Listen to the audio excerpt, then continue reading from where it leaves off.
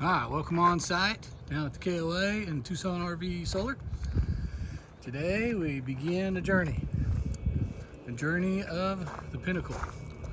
As we get to take everything off this guy and then put it into a Class A.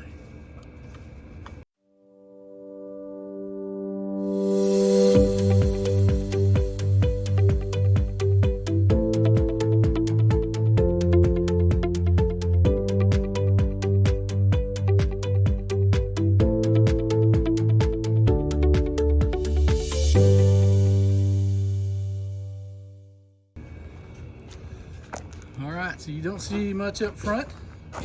You're going to see a little bit more up front later on.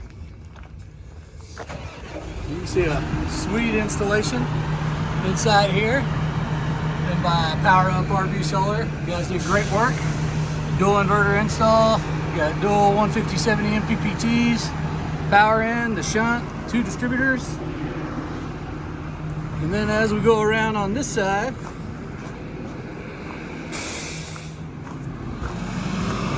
open the wall up, you can see all the SOK batteries back here. So what we're gonna do is actually start disassembling all this. And we're gonna take this fifth wheel back to its native state. So they can go trade it in here in a couple days. And then we'll take all this equipment and install it on their brand new Class A. So lots of fun ahead. Can't wait to see where we go. All right, 4 hours later,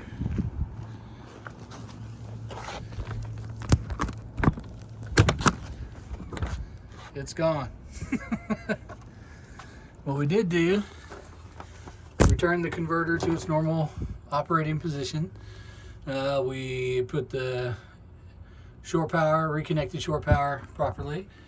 Got our 2 solar connections. One of them is actually going to a new solar controller.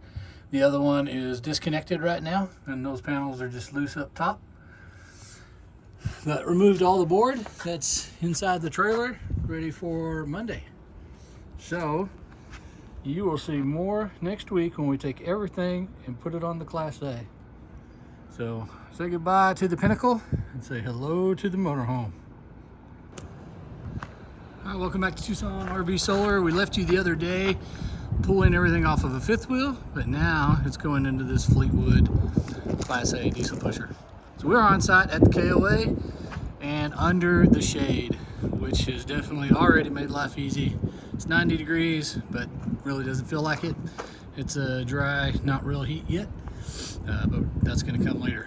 So, biggest thing about transitioning from the fifth wheel to a Class A is space. There's really not a lot of space. So you can see the SOK peeking out at you. So these are what we pulled off of the fifth wheel. You see Todd in there busily wiring away. You can see, I'm gonna go to the other side. But we basically worked with the owner to figure out what would work for their storage and still be able to get power to the rig and then run all the wires. So one of the things we do first off, especially on a Class A, is figure out where that guy is, the transfer switch. In this case, it was close enough to where we're gonna put everything that actually made our life pretty easy. And thank goodness, because their breaker box is above their toilet. So that would have been a nightmare to try to run wires to. But good thing for us is that for shore power, or for the power coming out of that transfer switch going to the breaker box, we can actually just splash right into that, run it into the inverter, or out of the inverter, and then the new wire will come from there and go to power in of the inverter, the dual inverter setup. And that's what we have here. So we got our 2 wires already ran, ready to go for when we do our power swap. That'll be tomorrow. Basically getting everything ready today to do the power swap tomorrow. The other thing we're going to have to do on the power swap is swap out the 12 volt. So obviously he's going to go to his 800 plus hours of SOKs, which means we got to get rid of these guys. So these AGMs are going to go away. And as you can see, we've got a 2-aught cable right here, and we've got two 2-gauge cables here or sorry, 4-aught and 2-aught cables here. Where they go, we're gonna have to figure that part out. But I can't really backtrace that until we disconnect them.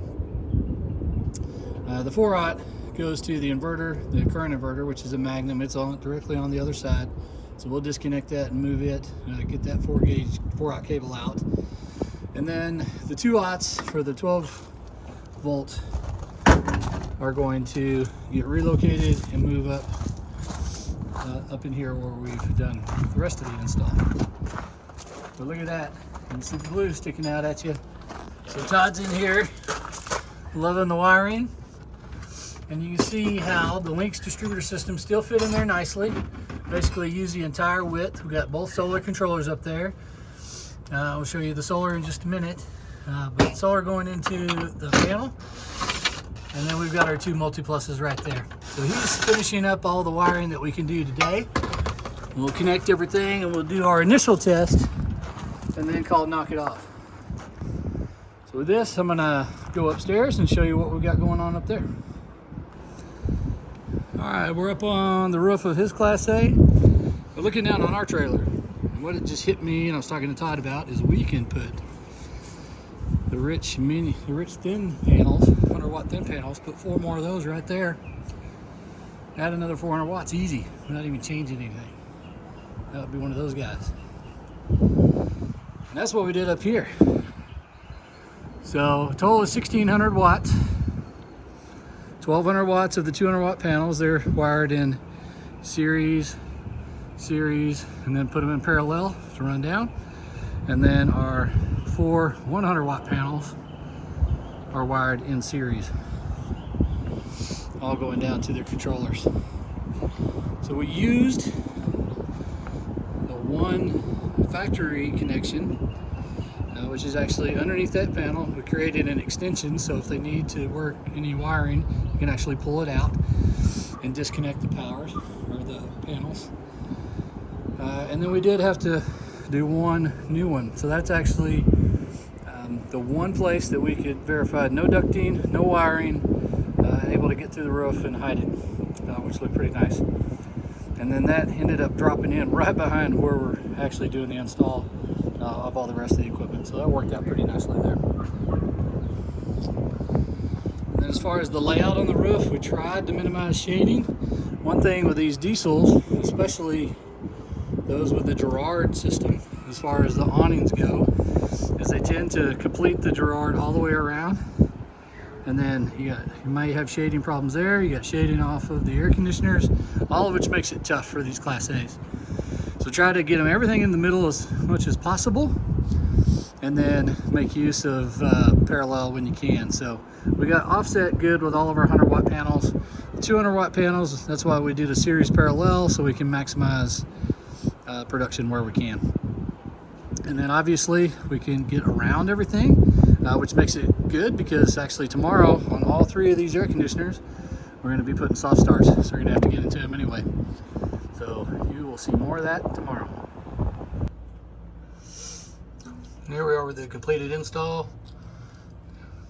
Was in the 5th wheel, now it's in the Class A. The only slight change, went down to 1 breaker box, but still got 2 DC breakers for the solar, and got all of his batteries right here in parallel, and added cutoff switches for him. So all set and ready to go.